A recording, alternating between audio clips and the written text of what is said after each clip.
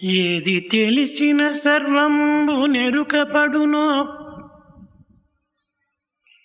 ఏది తెలిసిన సర్వంబు నెరుకపడునో, ఏది తెలియక సర్వంబు తెలియబడదో, అట్టి పరవిద్య నేర్పెడి అతడే గురుడు, అట్టి పరవిద్య నేర్పెడి అతడే గురుడు. సత్యమును చూపు బాట ఈ సాయి మాట, సత్యమును చూపు బాట ఈ సాయి మాట. जिसके होने से ज्ञात सब कुछ होता ज्ञात, जिसके न होने से ज्ञात रहे सब अज्ञात. पर विद्या ऐसी जो सिखाए होता वही, गुरु राह सत्य की दिखाए है यही साई की बात. దివ్యాత్మ స్వరూపులారా, दिव्यात्म स्वरूपों, మనము ఈనాడు గురు పూర్ణిమ అనేటువంటి యొక్క పేరుతో ఈనాడు ఆనందాన్ని అనుభవిస్తున్నాం. गुरु पूर्णिमा के नाम पर आज हम आनंद का अनुभव कर रहे हैं. ఏది నిజముగా గురు పూర్ణిమ? यथार्थ में गुरु पूर्णिमा क्या है? గురు పూర్ణిమ అనగా ఏమిటి? దీని అర్థము गुरु पूर्णिमा से क्या तात्पर्य है? కేవలము ఆషాఢ శుద్ధ పౌర్ణిమ మాత్రమే గురు పౌర్ణమనియా? क्या मात्र आषाढ़ की पूर्णिमा ही गुरु पूर्णिमा है? ఇది కేవలము లౌకికమైనటువంటి యొక్క వ్యవహారమునకు సంబంధించినటువంటిది. ये मात्र व्यावहारिक अर्थ से संबंधित है. దీనికి అనేక అర్థములు కూడాను మహనీయులు కల్పిస్తూ వచ్చారు. महात्माओं ने इसके अनेक अर्थ जताए हैं. వ్యాసుల వారు ఈనాడే బ్రహ్మసూత్రమును రాయుటకు మొదలుపెట్టినటువంటి దినమని కూడాను దీనికి ఒక అర్థం. महर्षि वेदव्यास ने इसी दिन ब्रह्म सूत्रों की रचना आरंभ की, ये भी इसका एक अर्थ है. బుద్ధుడు కూడాను సత్యమును గుర్తించిన తర్వాత సర్వం దుఃఖం దుఃఖం, సర్వం క్షణికం క్షణికం, సర్వం శూన్యం శూన్యం అని తాను అర్థం చేసుకొని తన యొక్క శిష్యులకు బోధించడానికి ప్రయత్నించినటువంటి ప్రథమ దినం. सत्य से अवगत होने के बाद बुद्ध ने भी सर्वम दुःखम दुःखम, सर्वम क्षणिकम क्षणिकम, सर्वम शून्यम शून्यम के तत्व को समझकर इसी दिन अपने शिष्यों को उपदेश दिया था. భారతీయ సంస్కృతం అంతయుకుడును బ్రహ్మసూత్రములో ఇమిడి ఉండుట చేత ఈ బ్రహ్మసూత్రమును మానవులకు అందించటం అనేటువంటిది ఇది కేవలము ఒక విధమైనటువంటి యొక్క మానవ జాతికి ఒక గురుత్వాన్ని బోధించినటువంటి దినం కనుకనే ఈనాడు గురు దినము అని కూడాను చెప్తూ వచ్చారు.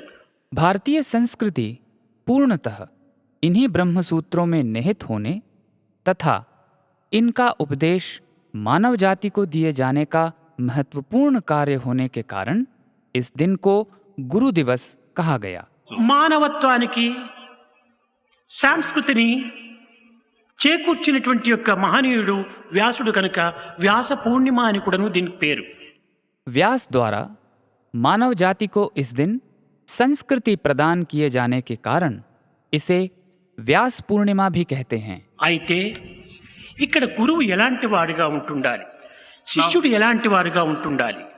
फिर सोचना चाहिए कि गुरु को कैसा होना चाहिए और शिष्य को कैसा होना चाहिए. భగవద్గీత యందలి గురు శిష్యుల యొక్క విషయాన్ని మనము గుర్తించుకుంటే మనము శిష్యులమా లేక ఏ స్థాయికి చెందినటువంటి వారమని మనకు మనమే నిర్ణయం చేసుకోవచ్చు. भगवत गीता में वर्णित गुरु शिष्य के तथ्य से अवगत होंगे तो हम ही विचार कर सकते हैं कि क्या हम शिष्य हैं अथवा हम किस स्तर के शिष्य हैं. इस पर हम स्वयं निर्णय ले सकते हैं. భగవద్గీతలో ఉన్నటువంటి శిష్యుడు నరోత్తముడు, भगवत गीता में वर्णित शिष्य नरोत्तम है. భగవద్గీతలో ఉండినటువంటి గురువు పురుషోత్తముడు, भगवत गीता में वर्णित गुरु पुरुषोत्तम है. ఇంకా భగవద్గీతలో ఉండినటువంటి శిష్యుడు మహాత్ముడు. भगवत गीता का शिष्य महात्मा है గురువు పరమాత్ముడు. तो गुरु परमात्मा है। భగవద్గీతలో ఉన్నటువంటి శిష్యుడు ఆదర్శప్రాయుడు, ఆదర్శమూర్తి. भगवत गीता का शिष्य आदर्शवान है, आदर्श मूर्ति है। గురువు అవతారమూర్తి. गुरु अवतार मूर्ति है। శిష్యుడు పాత్రధారుడు, शिष्य पात्रधार है గురువు సూత్రధారుడు. और गुरु सूत्रधार है। Who శిష్యుడు initiates everything. ధనుర్ధరుడు, शिष्य धनुर्धारी है, గురువు యోగీశ్వరుడు. गुरु योगीश्वर है। ఇలాంటి గురు శిష్యుల యొక్క సంబంధమే సరి అయినటువంటి గురుత్వాన్ని నిరూపిస్తుంది.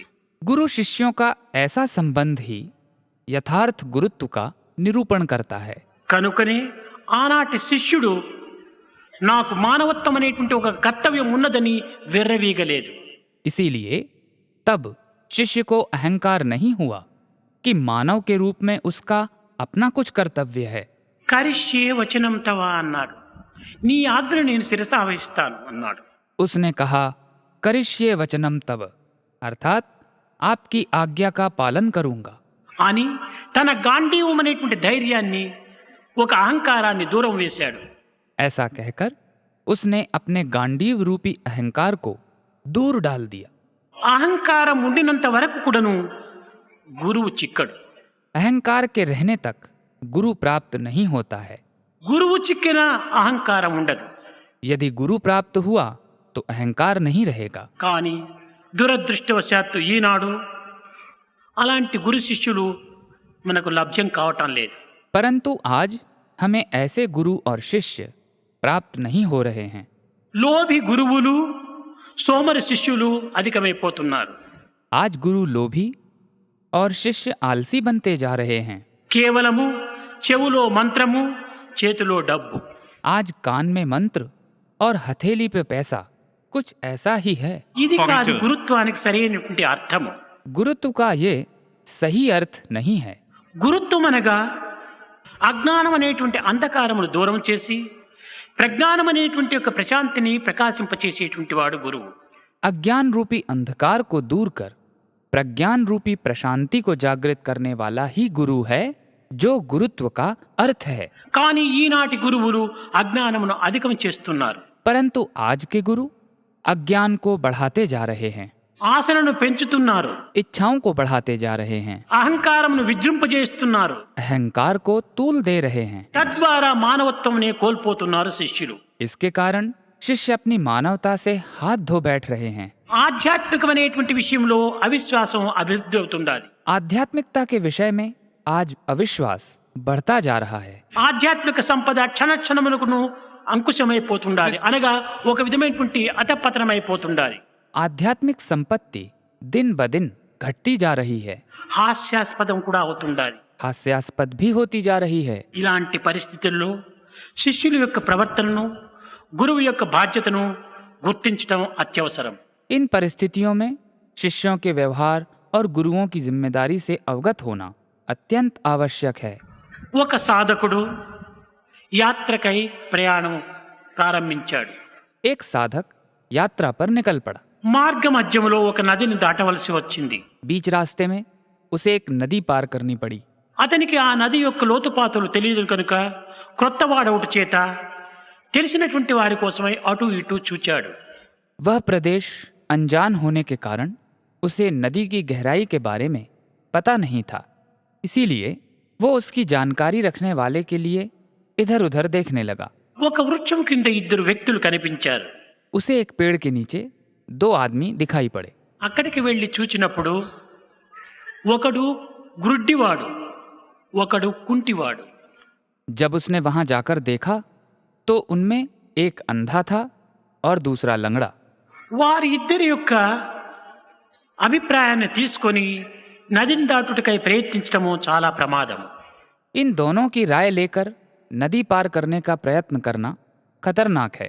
కారణమేమనగా కుంటివాడు నదిని దాటుటకు సాధ్యం కాదు. क्योंकि लंगड़ा नदी पार नहीं कर सकता है। When it's గుడ్డివాడు out of the question. అసలు నదినే చూడలేదు. अंधा नदी को देख ही नहीं सकता है। దీని యొక్క అంతరార్థం ఏమనగా శాస్త్రజ్ఞానము లేనటువంటి వాడు కుంటివాడు, इसका आंतरिक अर्थ हुआ जिसमें शास्त्र ज्ञान नहीं है वो लंगड़ा है, అనుభవ జ్ఞానము లేనటువంటి వాడు గుడ్డివాడు. और जिसमें अनुभव का ज्ञान नहीं है वो अंधा है. కనుక ఈ గుడ్డివాడు చెప్పినటువంటి విషయాన్ని ఆధారం చేసుకుండినా మనము ఈ సంసారం అనేటువంటి నదిని మనం దాటలేము. अतः अंधे की बातों के सहारे हम इस संसार रूपी समुद्र को पार नहीं कर सकते हैं. ఇక్కడ శాస్త్రము అనుభవము రెండింటి యొక్క సమ్మిళితమైనటువంటి ఒక స్వరూపమును మనము ఆశ్రయించినప్పుడే మన యొక్క బాధలను నివారణ చేసుకోగలము, ఈ సాగరాన్ని మనము దాటగలము. जब हम शास्त्र और अनुभव के सम्मिलित स्वरूप को आधार बनाएंगे तभी हम अपने कष्टों से मुक्त हो सकते हैं और इस सागर को पार कर सकते हैं. శాస్త్రము తెలిసియు అనుభవం లేకుండినా ప్రయోజనం లేదు, అనుభవం ఉండి కూడాను శాస్త్రం తెలియకుండినా ప్రయోజనం లేదు. ఇవి అసంపూర్ణమైనటువంటివిగా ఉంటుంటాయి. शास्त्र का ज्ञान हो परंतु अनुभव न हो तो कोई प्रयोजन नहीं है. अनुभव के होते हुए भी शास्त्र का ज्ञान न हो तो भी प्रयोजन नहीं है. ये अपूर्ण स्थितियां हैं. కనుక శాస్త్రజ్ఞానము కలిగి అనుభవ జ్ఞానంతో కూడినటువంటి యొక్క వ్యక్తి పరిపూర్ణుడు కావటం చేత అట్టి పరిపూర్ణత్వం కలిగినటువంటి యొక్క తత్వమునే గురుత్వము అని చెబుతూ వచ్చారు. शास्त्र ज्ञान के होते हुए अनुभव ज्ञान से युक्त व्यक्ति के परिपूर्ण होने के कारण ऐसे परिपूर्ण तत्व को ही गुरुत्व कहा गया है. అలాంటి పవిత్రమైనటువంటి యొక్క పరిపూర్ణత్వం మనకు లభించవలనన్నా మొట్టమొదట మనం అహంకారమును స్వార్థమును దూరం చేయాలి. ऐसी पवित्र परिपूर्णता को प्राप्त करना है तो हमें सबसे पहले अहंकार और स्वार्थ को दूर करना है. ఎన్ని విధమైనటువంటి శాస్త్రజ్ఞానం తెలిసినప్పటికీ అహంకారం అనేటువంటిది మన ఆవరించి ఉన్నంత కాలము మనము ఈ ఆనందాన్ని మనం అనుభవించలేము. चाहे शास्त्र ज्ञान कितना ही क्यों न हो, परंतु यदि हमें अहंकार ढके रहता है तो हम इस आनंद का अनुभव नहीं कर सकते हैं. గురువాజ్ఞను శిరస్సా వహించాలి. गुरु की आज्ञा का पालन करना चाहिए. గురువు అనేటువంటి వాడు కేవలము ఒక అలారం టైం పీస్ వంటి వాడు. गुरु मात्र एक अलार्म घड़ी के समान है. అది జాగ్రత్తగా అజ్ఞానం నుండి లేపి తన యొక్క కర్తవ్యాన్ని నిర్వర్తించుకునేటువంటి యొక్క జాగ్రత్తను అందిస్తుంది. वो सावधानी से अज्ञान की नींद से जागृत कर अपने कर्तव्य निभाने के लिए हमें सचेत करती रहती है. గురువు కేవలం మార్గమును చూపగలడు మాత్రమే కానీ నడచవలసినటువంటిది శిష్యుని యొక్క బాధ్యత. गुरु मात्र मार्ग दिखाता है, चलने की जिम्मेदारी शिष्य की ही है. ఈనాటి గురువులనగా కేవలము ఏదో ఒక విధమైనటువంటి కాషాయ వస్త్రమును ధరించి మంత్రములను ఉపదేశించి ఏదో కొన్ని గ్రంథములను బోధింపచేయటానికి ప్రయత్నించినటువంటి వారంతా గురువులు కాదు. गेरुए कपड़े पहनकर मंत्रों का उपदेश देकर किन्हीं ग्रंथों को पढ़ाने वाले गुरु नहीं हो सकते हैं. శిష్యుణ్ణి పూర్తిగా తమ యొక్క స్థాయికి తీసుకొని పోవాలి. एक गुरु को अपने शिष्य को पूरी तरह अपने स्तर तक ले जाना है. దీనిని బ్రహ్మవిత్ బ్రహ్మైవ భవతి అని గురువు స్థాయికి శిష్యుణ్ణి తీసుకుని పోయేటువంటి శక్తి సామర్థ్యములు కలిగినటువంటి వాడు నిజమైనటువంటి గురువుగా మనం ఎన్నుకోవాలి. इसी को ब्रह्मविद ब्रह्मैव भवति कहा गया है. हमें ऐसे गुरु को चुनना है जो शिष्य को अपने स्तर तक ले जा सकने की शक्ति एवं सामर्थ्य से युक्त हो. గురువునందు కొన్ని విధమైనటువంటి లక్షణములు కూడాను మనం గుర్తించడానికి ప్రయత్నించాలి. हमें गुरु में निहित लक्षणों से अवगत होने के प्रयत्न भी करने चाहिए. గురువు విశాల హృదయుడై ఉండాలి. गुरु को विशाल हृदयी होना चाहिए. స్వార్థరహితుడై ఉంటుండాలి. स्वार्थ रहित होना चाहिए. పవిత్ర ప్రవర్తనను కలిగి ఉంటుండాలి. पवित्र आचरण से युक्त होना चाहिए. ఈ లోభితనం అనేటువంటిది ఏమాత్రము ఉండరాదు. उसमें लोभ बिल्कुल नहीं होना चाहिए. అతని యందు అసూయా భావములు ఏమాత్రము అంకురించరాదు. उसमें ईर्ष्या बिल्कुल नहीं फूटनी चाहिए. సర్వుల యందు ఉండినటువంటి యొక్క సమత్వాన్ని తాను తెలిసి వర్తించాలి. सब में निहित एकता से अवगत होकर उसे व्यवहार करना चाहिए. అసూయ అనగా ఇతరుల యొక్క మంచిని చూచి తాను ఓర్వలేకుండా పోవటం మాత్రమే అసూయ కాదు. दूसरों की अच्छाई को देखकर जलना मात्र ही ईर्ष्या नहीं है. ఇతరుల యందు దోషములను వెతికేటువంటి యొక్క వ్యక్తియే అసూయాపరుడని చెప్పవచ్చు. दूसरों में दोषों को ढूंढने वाले को ईर्ष्यालु कह सकते हैं. అందువలనే భగవద్గీత యందు అర్జున నీవు దోషములను వెతికేటువంటి మార్గంలో నువ్వు ప్రయత్నించద్దు. इसीलिए भगवत गीता में कहा गया है कि हे अर्जुन, दूसरों में दोषों को ढूंढने के प्रयत्न मत करो। నీవు అనసూయుడు కమ్ము కానీ అసూయుడు మాత్రం కారాదు. तुम ईर्ष्या रहित बनो, ईर्ष्यालु कदापि नहीं। సామాన్యమైన మానవులు యందు దోషములు కనిపెట్టడానికి ప్రయత్నించినటువంటి వాడే అసూయుడైనప్పుడు దైవం యందు కూడా నువ్వు దోషములు వెతకడానికి ప్రయత్నించేటువంటి వాడు ఇంకెలాంటి వాడో మీరు గుర్తించాలి. सामान्य व्यक्ति में ही दोषों को ढूंढने के प्रयत्न करने वाला ईर्ष्यालु है, तो तुम कल्पना कर सकते हो कि ईश्वर में भी दोषों को ढूंढने वाला कैसा हो सकता है। మానవుని యొక్క సమస్త దుఃఖములకు మూల కారణము అసూయనే. मानव के समस्त दुखों का कारण ईर्ष्या ही है। ఈ అసూయను మనం ఏనాడు దూరం చేసుకుందామో ఆనాడే మనం అనుగ్రహానికి పాత్రలం అవుతాం. जिस दिन हम ईर्ष्या को दूर कर पाएंगे, उसी दिन हम अनुग्रह के पात्र बनेंगे। కనుక మొట్టమొదట మానవత్వం అంటే ఏమిటంటే పవిత్రము అనేటువంటి సత్యాన్ని మనం ఈనాడు గుర్తించాలి. अतः आज हमें सबसे पहले इस सत्य से अवगत होना चाहिए कि मानव का अर्थ पवित्रता है। ఏ చర్యలు ఎందుకు కానీ అపవిత్రము రాకూడదు. किसी भी कार्य में अपवित्रता नहीं आनी चाहिए। అదే నిజమైనటువంటి మానవత్వం. वही सच्चा मानव जीवन है। అట్టి మానవత్వాన్ని మనము అభివృద్ధి గావించుకున్నప్పుడే దివ్యాత్మ స్వరూపమైపోతాం. ऐसी मानवीय भावना को बढ़ाने पर ही हम दिव्यात्म स्वरूप बन सकते हैं। అప్పుడు సర్వము ఒకటే అయిపోతుంది. तब सब कुछ एक ही हो जाता है। వ్యావహారికం పారమార్థికం అనేటువంటి భేదమే ఉండదు. व्यावहारिक और परमार्थिक का भेद ही नहीं रहेगा। ప్రవృత్తి నివృత్తి అనేటువంటి భేదం కూడా ఉంటుండదు. तब प्रवृत्ति और निवृत्ति का भेद भी नहीं रह जाएगा। పూర్ణమద పూర్ణమిదం పూర్ణాత్ పూర్ణముదచ్యతే పూర్ణస్య పూర్ణమాదాయ పూర్ణమేవావశిష్యతే. पूर्णमदः पूर्णमिदं पूर्णात् पूर्णमुदच्यते पूर्णस्य पूर्णमादाय पूर्णमेवावशिष्यते। అప్పుడే మనం నిజమైనటువంటి యొక్క పూర్ణమైనటువంటి యొక్క దివ్యత్వాన్ని అనుభవిస్తాం. అది నిజమైన గురు పూర్ణిమ. तभी हम पूर्ण दिव्यता का अनुभव कर सकते हैं। वही वास्तव में गुरु पूर्णिमा है। రు గు అనగా అంధకారం, రు అనగా తన్నివారణ, గురు అనగా అజ్ఞాన అంధకారం రూపుమాపేటి ఒక ఆనంద సంపూర్ణమైనటువంటి దినమే గురు పూర్ణిమ అని. गु का अर्थ अंधकार है और रु उसे दूर करने वाला। अतः गुरु का अर्थ अज्ञान रूपी अंधकार को दूर करने वाला आनंदपूर्ण दिवस ही गुरु पूर्णिमा है। అంతేకాని ఏదో మంత్రాన్ని ఇచ్చినటువంటి గురువులకు పాద పూజలు, ఈ దక్షిణాలు ప్రదక్షిణాలు ఇవన్నీ చేయటం కాదు గురు పూర్ణిమ యొక్క అంతరార్థము. गुरु पूर्णिमा का तात्पर्य मंत्रोपदेश करने वाले की चरण पूजा करना, दक्षिणा देना, उसकी प्रदक्षिणा करना आदि नहीं है। మన యొక్క హృదయతత్వాన్ని పూర్ణత్వంగా మనం మార్చుకోవడానికి ప్రయత్నించాలి. हमें अपने हृदय तत्व को पूर्णता में परिवर्तित करने का प्रयत्न करना चाहिए। సుబ్రహ్మణ్యం సుబ్రహ్మణ్యం శంకరనాథ సుబ్రహ్మణ్యం సుబ్రహ్మణ్యం సుబ్రహ్మణ్యం శంకరనాథ సుబ్రహ్మణ్యం సుబ్రహ్మణ్యం సుబ్రహ్మణ్యం శంకరనాథ సుబ్రహ్మణ్యం సుబ్రహ్మణ్యం సుబ్రహ్మణ్యం షణ్ముఖనాథ సుబ్రహ్మణ్యం శివ శివ శివ సుబ్రహ్మణ్యం హర హర హర హర సుబ్రహ్మణ్యం ఓం శివ శివ శివ శివ సుబ్రహ్మణ్యం హర హర హర హర సుబ్రహ్మణ్యం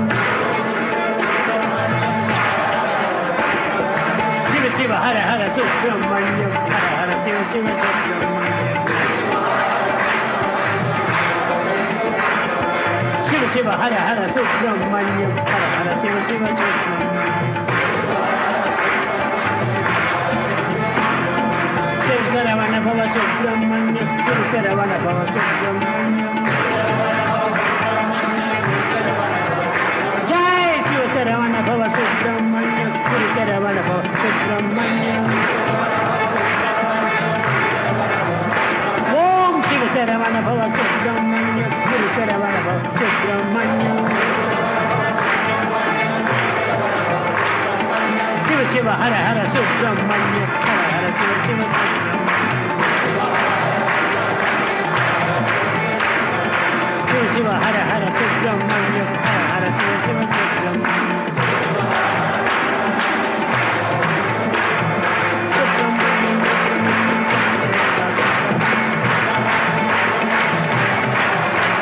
సుబ్రహ్మణ్యం సుబ్రహ్మణ్యం శంకరనాథ సుబ్రహ్మణ్యం జై సుబ్రహ్మణ్యం సుబ్రహ్మణ్యం శంకరనాథ సుబ్రహ్మణ్యం ఓం సుబ్రహ్మణ్యం సుబ్రహ్మణ్యం శంకరనాథ సుబ్రహ్మణ్యం సుబ్రహ్మణ్యం సుబ్రహ్మణ్యం